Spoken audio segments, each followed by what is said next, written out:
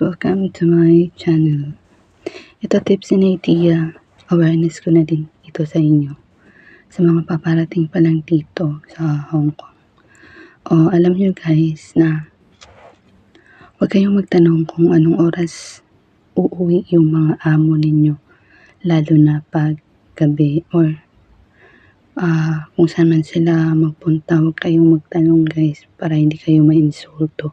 Kasi yan yung pinaka-ayaw nila na tinatanong nyo kung anong oras sila uuwi ng bahay. Kasi may iba talaga na sasabihan ka na it's none of your business. Ano na lang guys, ganito na lang yung pagtanong nyo lalo na pag may paluto, sa gabi.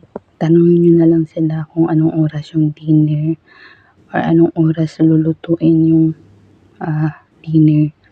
Ganun na lang guys. Kasi pag kayo, iinsultuhin kayo nila. Ayaw nila na tinatanong sila kung anong oras sila uuwi ng bahay. Para hindi halata, ganun na lang yung pagtanong ninyo or kahit saan man sila magpunta, lalo na pag magbakasyon sila. Guys, ito din. Hindi yan sila nagsasabi kailan sila uuwi. Galing silang bakasyon. Hindi yan sila magsasabi guys. Kaya ito yung gawin nyo.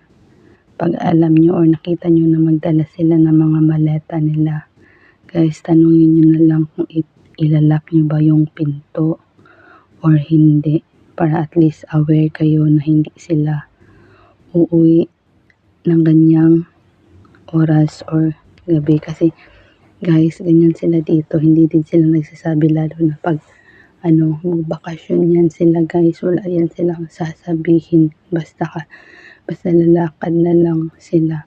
Pero hindi naman lahat, pero usually ito talaga yung mga dito yung problema, yung lalakad na lang sila bigla, hindi sasabihan yung nila, yung mga helper nila.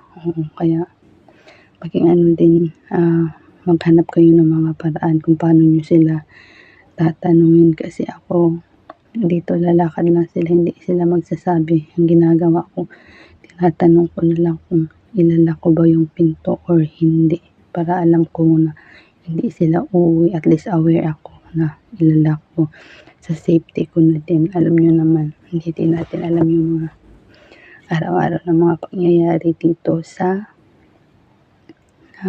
lugar, diba? Alam nyo yung ganun. So kayo na yung mag-isip para sa mga sarili ninyo. Idea ko lang to, aware